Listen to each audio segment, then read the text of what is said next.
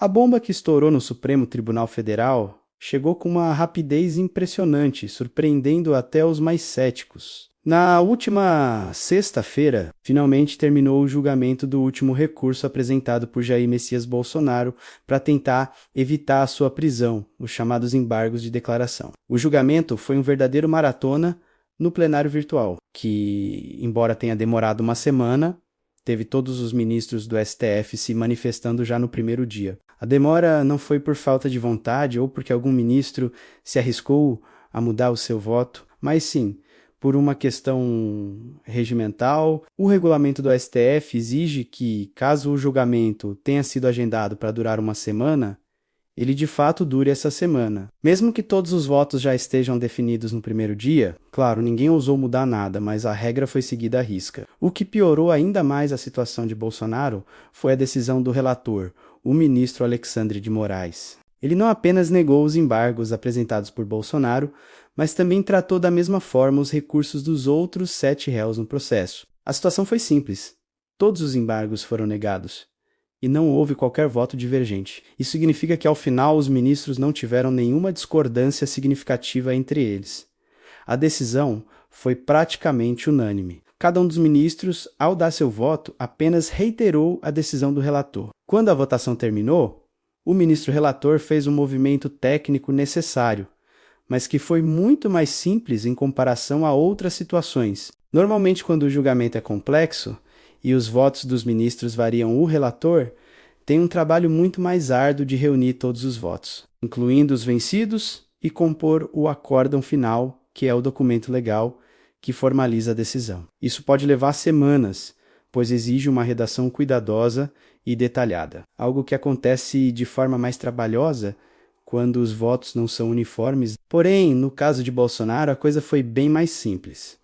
Todos concordaram de forma integral com o relator. Logo, o acórdão a ser publicado é, em sua essência, uma transcrição do que já foi decidido. Com a ata do julgamento já publicada, o STF cumpriu com os prazos internos, e a previsão era de que o acórdão sairia rapidamente. Normalmente, esse processo pode levar de 2 a 3 dias, e na prática foi o que aconteceu. Tudo se encaminhava para que, assim que o acórdão fosse publicado, o trânsito em julgado fosse decretado e a execução da sentença fosse então autorizada. Isso significaria, na prática, que Bolsonaro estaria mais próximo de ser preso. Se você quer ter seu comentário lido e comentado por nós aqui do canal, clique neste botão com um cifrão indicado na figura doando R$ 25 e escreva seu comentário pago. Lembrando a vocês de curtirem o vídeo, não deixarem de se inscreverem no canal e ativar o sininho para que o YouTube te notifique toda vez que nós postarmos mais um vídeo do canal. Entretanto,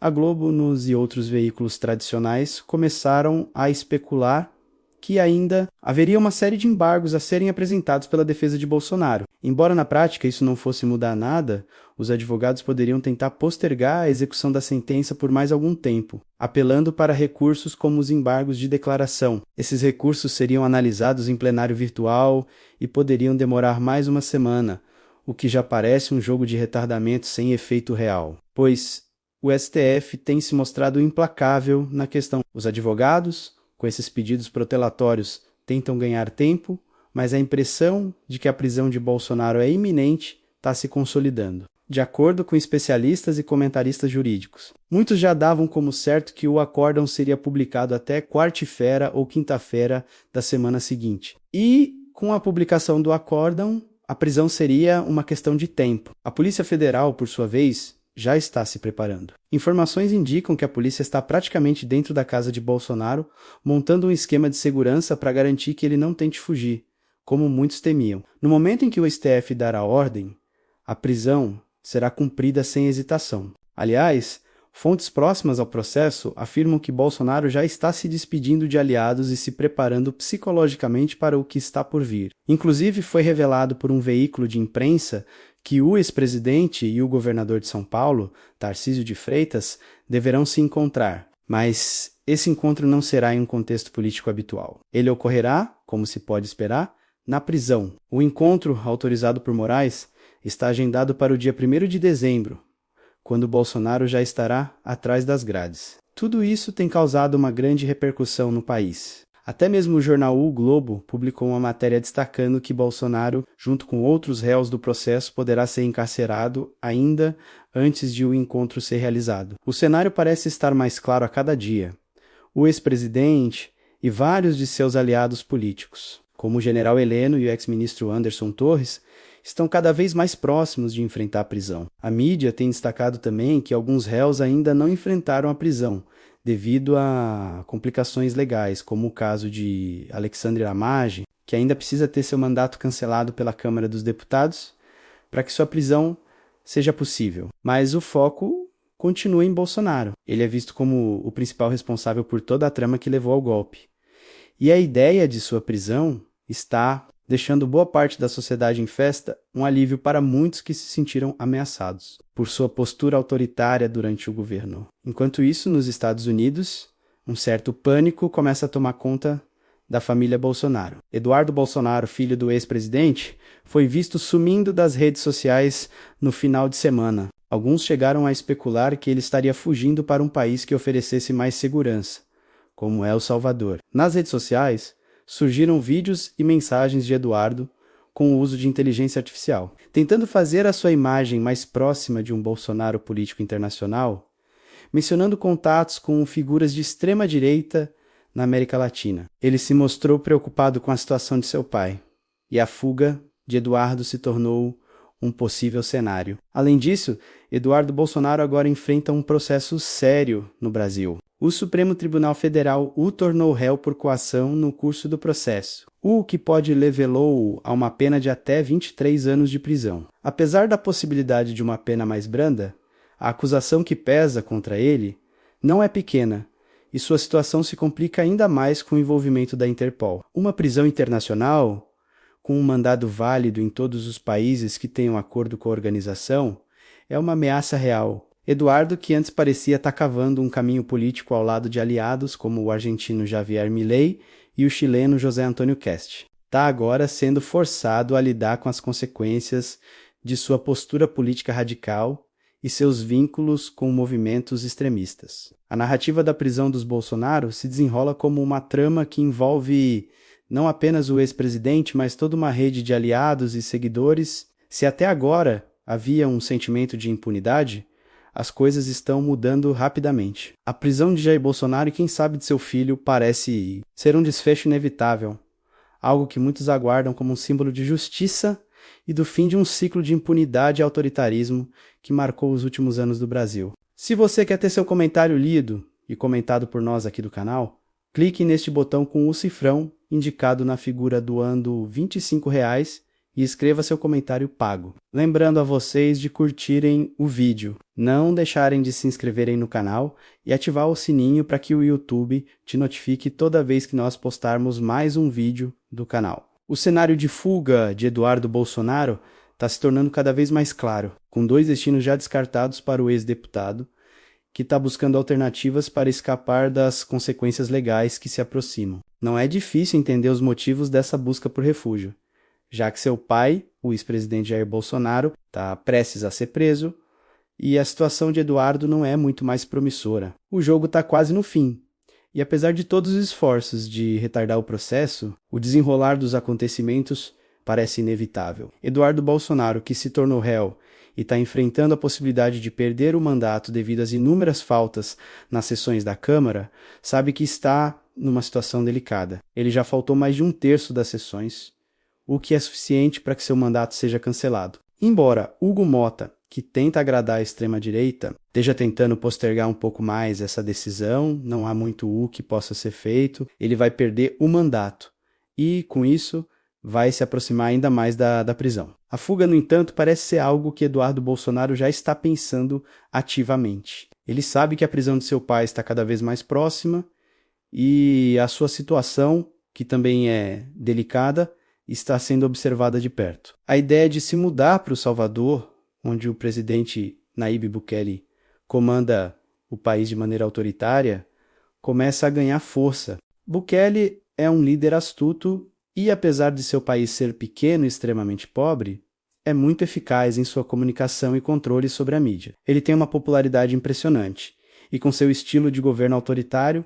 consegue impor suas regras sem contestação. Em El Salvador, a política é um jogo totalmente diferente. Bukele conseguiu transformar a legislação do país a seu favor, mudando as leis e tomando o controle do Supremo Tribunal de Justiça. De modo que agora pode prender qualquer pessoa que seja sua oposição, sem dar a ela direito à defesa, ou sequer a um julgamento justo. Nesse cenário, Eduardo Bolsonaro, que está cada vez mais isolado no Brasil, pode estar buscando apoio para se esconder em um lugar onde as leis e os direitos humanos são apenas palavras vazias. O presidente de El Salvador, com sua habilidade em comunicação, soube conquistar a mídia latino-americana, inclusive pagando youtubers da região para fazer propaganda do seu governo. Bukele chegou a permitir que influencers gravassem dentro de prisões de segurança máxima, sempre destacando os pontos positivos de sua gestão. Sua popularidade, que chega a impressionantes 80%.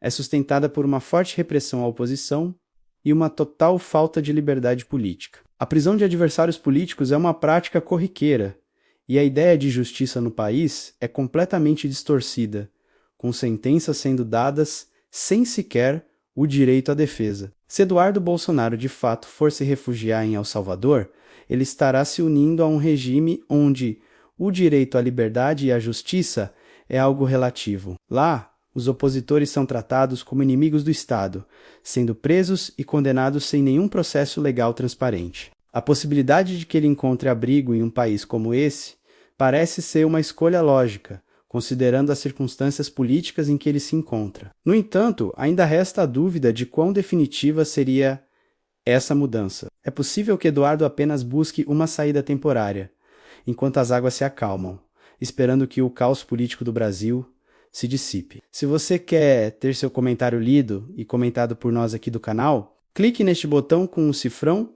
indicado na figura doando R$ 25 e escreva seu comentário pago. Lembrando a vocês de curtirem o vídeo, não deixarem de se inscreverem no canal e ativar o sininho para que o YouTube te notifique toda vez que nós postarmos mais um vídeo do canal. Enquanto isso, no Brasil, a situação de Jair Bolsonaro é cada vez mais tensa. A imprensa ela tem noticiado constantemente que ele está cada vez mais próximo de ser preso e que, após a publicação do acórdão do STF, sua prisão será uma formalidade. A previsão de que ele será preso logo é algo que muitos já consideram irreversível. No centro dessa expectativa está a famosa Papuda, a penitenciária de Brasília, que é onde Bolsonaro deverá cumprir sua pena. E a expectativa em torno de sua prisão tem gerado discussões nas redes sociais, com uma certa parte da mídia até tentando minimizar as condições de sua prisão. A Papuda, conhecida por ser um centro de detenção de figuras de destaque, está passando por reformas para acomodar o ex-presidente. A cela que Bolsonaro ocupará, conhecida como Papudinha, foi projetada especialmente para abrigar figuras do alto escalão militar como Bolsonaro. E embora a mídia tenha tentado transmitir uma imagem de que ele receberá tratamento especial devido à sua condição de ex-presidente, a verdade é que a prisão será, como para qualquer outro preso, um espaço sem as mordomias que ele teve enquanto estava no poder. Ainda assim, algumas publicações têm tentado destacar que Bolsonaro não deveria ser tratado como qualquer outro detento, especialmente por causa de sua idade e de eventuais problemas de saúde. No entanto, essa narrativa tem sido contestada por críticos que lembram que a situação das prisões no Brasil é precária para todos e que não faz sentido tratar Bolsonaro de forma privilegiada só porque ele tem uma condição de saúde ou porque está envelhecendo. A maioria dos presos no país, muitos com doenças graves e sem acesso ao tratamento adequado, não tem direito a qualquer tipo de privilégio. Além disso, enquanto a mídia tenta retratar Bolsonaro como alguém que talvez mereça um tratamento mais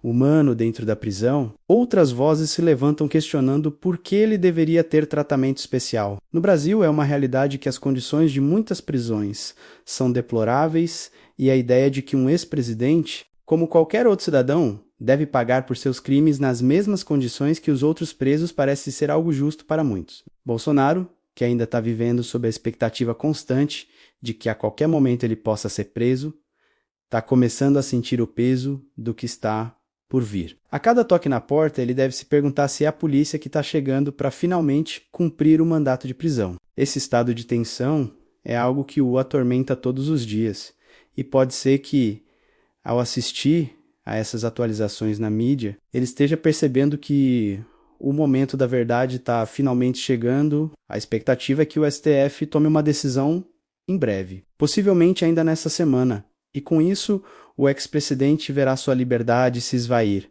talvez de forma irreversível. O cenário está cada vez mais claro. Bolsonaro será preso e sua queda será um evento histórico para o Brasil. A situação de Eduardo, por sua vez, está igualmente crítica, e a fuga para O Salvador parece ser apenas um reflexo de sua percepção de que cerco está se fechando e ele já não pode mais escapar das consequências de seus atos.